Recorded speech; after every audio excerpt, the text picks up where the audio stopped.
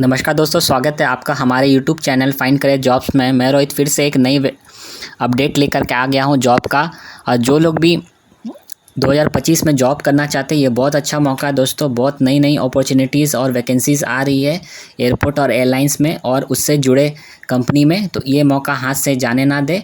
जो लोग भी पहले बार आ रहे हैं मेरे चैनल में, वो मेरे चैनल को सब्सक्राइब कर दीजिए और बेल आइकन को प्रेस कर दीजिए ताकि मेरे वीडियोस सबसे पहले आपको मिले और आपको लेटेस्ट वैकेंसी आप अप्लाई कर सकें।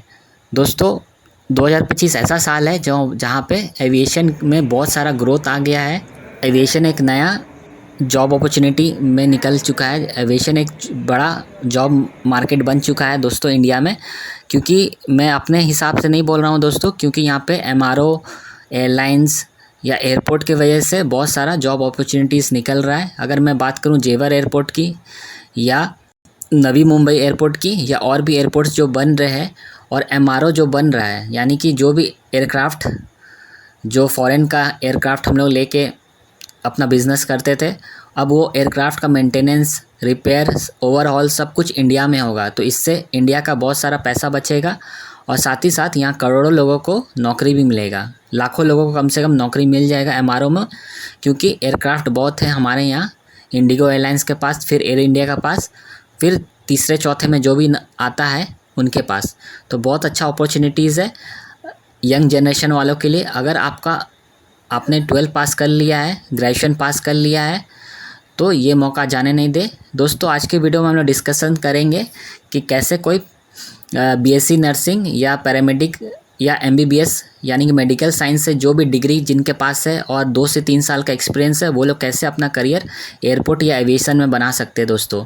ठीक है, तभी आपको समझ में आएगा कैसे यहाँ पे आप जॉब को अप्लाई कर पाएंगे और कैसे आपका रिक्रूटमेंट होगा, क्या रिक्रूटमेंट प्रोसेस होता है। दोस्तों देखिए, ये जो वेबसाइट है वो आकाशा एयर का है। इसमें फर्स्ट एड इंस्ट्रक्टर का वैकेंसी निकला। तो जैसे नाम सुन के आप जान गए होंगे कि क्या करना पड़ेगा दोस्तों।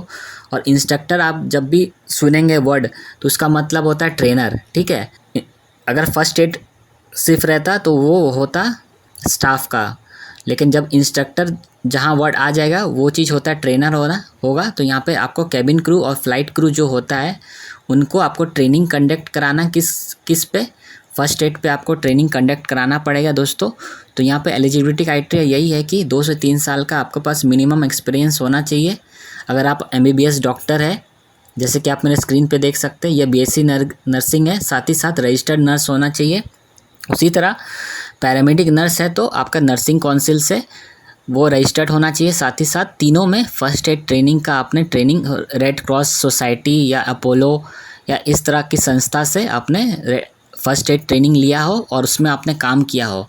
ठीक है, क्योंकि दोस्तों आप जब नीचे थोड़ा जाओगे तो आप देखोगे वहाँ पे क्या लिखा है, preferred relevant work experience in first aid instructor, effective presentation and communication skill, strong work ethic, interpersonal skills, ये सब आपको होना चाहिए क्योंकि आप वहाँ पे इंस्ट्रक्टर का भूमिका निभाएंगे।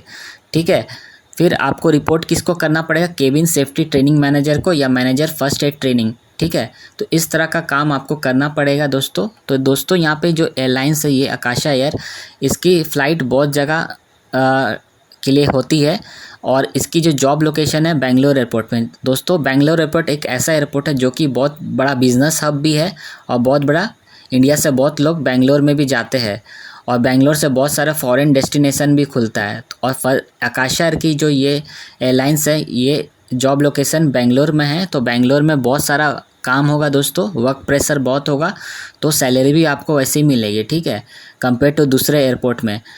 तो यहाँ पे आपको मतलब काम करना है तो अच्छा से आपको काम करना है तो आपको पास इतना एक्सपीरियंस होना चाहिए और वर्क प्रेशर को हैंडल करने के लिए वो एलिजिबिलिटी होना चाहिए दोस्तों। ठीक है दोस्तों, फिर आपका जितना भी कैबिन क्रू यानी कि आकाशा एयर का जितना भी कैबिन क्रू है आज के डेट में, चाहे 500 चाहे 600, और जितने भी पायलट है और भी जो स्टाफ है जिनको फर्स्ट एड ट्रेनिंग का ट्रेनिंग चाहिए, उनको आपको डेटा मेंटेन करना पड़ेगा। उनका रिकॉर्ड मेंटेन करना का किस में मेंटेन करना पड़ेगा, मास्टर फाइल में दोस्तों मेंटेन करने का। जैसे कि आप 5 नंबर पॉइंट में देख सकते हैं, मास्टर फाइल में आपको क्रू का पर्सनल फाइल मेंटेन करना पड़ेगा। उसी तरह आपको किसी तरह का इंक्वायरी, फर्स्ट किसी तरह का एक्सीडेंट हो जाता है या इंसिडेंट हो जाता है एयरक्राफ्ट में, तो वहाँ पे आपको इन्वेस्टिगेशन करना पड़ेगा। या जैसे कि ये पॉइंट में आप देख सकते हैं 4 नंबर पे, उसी तरह का आपको इवैल्यूएशन करना पड़ेगा, वाइवा और रिटर्न लेना होगा क्रू का,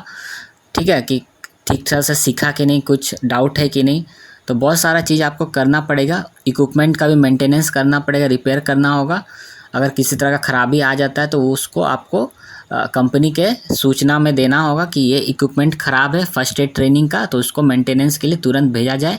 तो इस तरह का काम है जो कि बहुत जिम्मेदारी वाला काम है। एक तरह का सेफ्टी पे पूरा बात आ जाता है, तो ये बहुत रिस्पॉन्सिबिलिटी वाला काम है। तो अगर इस जॉब को आपको करना है तो आप इसको अप्लाई कर सकते हैं 15 तारीख का पहले तक, क्योंकि 15 तारीख तक इसका लास्ट डेट है। तो 15 तारीख तक आप लोग वेट मत कीजिए, जितना जल्दी हो सके इसको अप्लाई कर दीजिए। और अप्लाई करने का प्रोसेस बहुत ही सिंपल है दोस्तों। यहाँ पे आपको अकाउंट बनाना पड़ेगा। अकाउंट बनाने के लिए आपके पास ईमेल आईडी होना चाहिए जो कि आप हमेशा यूज़ करते हो, और उसमें पासवर्ड बना देना है दोस्तों। और उसके बाद जो भी पेज खुलता है उसमें आपको डिटेल्स, अपना पर्सनल डिटेल्स भर देना, चाहे वो आधार कार्ड का हो, चाहे पासपोर्ट डिटेल हो, एजुकेशनल क्वालिफिकेशन हो, वर्क एक्सपीरियंस हो, इस तरह का चीज़ आपको पूछा जाएगा। और मैंने वीडियो का डिस्क्रिप्शन में भी उसका लिंक दे दिया है, जहाँ पे आपको आप देख सकेंगे कि उसमें क्या क्या चीज़ भरना पड़ता है, ठीक है। तो मैंने बता दिया उसमें, तो वहाँ से भी देख के आप देख के जानकारी ले सकते हैं अगर किसी तरह का डाउट होगा तो, ठीक है। तो मैं उसका डेमो करके यहाँ नहीं दिखा रहा हूँ कि कैसे अप्लाई करना पड़ेगा दोस्तों, क्योंकि वीडियो बहुत बड़ा लंबा हो जाएगा। तो उस वीडियो को आप देख लीजिएगा अगर आपको कोई डाउट हो। नहीं तो सिंपल यहाँ पे आपको दिख रहा है रजिस्टर करना। अगर आपने पहले भी कभी अप्लाई नहीं किया, इसमें पहली बार अप्लाई कर रहे हैं आकाशा एयर में, तो यहाँ पे रजिस्टर का ऑप्शन आ रहा है, इसको आप क्लिक करोगे तो इस तरह का कुछ पेज खुलेगा। इसमें डिटेल्स भरिएगा, साइन अप हो जाएगा। उसके बाद जो सेकेंड पेज खुलेगा उसमें आपका डिटेल्स आप भर दीजिएगा, तो इस एप्लीकेशन को तुरंत ये अप्लाई हो जाएगा। और HR का जो रजिस्टर्ड ईमेल है या कंपनी का जो रजिस्टर्ड ईमेल है उसमें पहुंच जाएगा। और दोस्तों इसका टाइम 2 से 3 महीना लग सकता है, डिपेंड करता है दोस्तों कि कब आपकी ज्वाइनिंग होगी, क्योंकि शॉर्टलिस्ट होगा, उसके बाद इंटरव्यू प्रोसेस होगा, फिर फाइनल रिक्रूटमेंट दिया जाएगा आपको।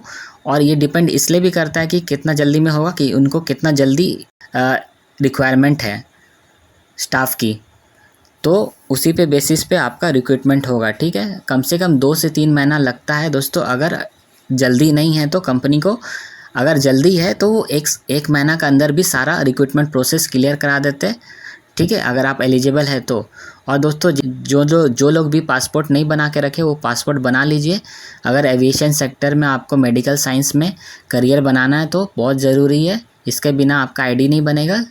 तो अप्लाई कर दीजिए दोस्तों, क्योंकि अभी मेडिकल साइंस की वैकेंसी जेवर एयरपोर्ट में भी आ रही है और नवी मुंबई में भी आ रही है।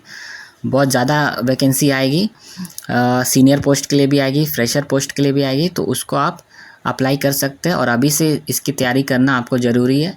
मिलते हैं दोस्तों नेक्स्ट वीडियो में। अगर वीडियो अच्छा लगा होगा तो इसको लाइक कीजिएगा, शेयर कीजिएगा।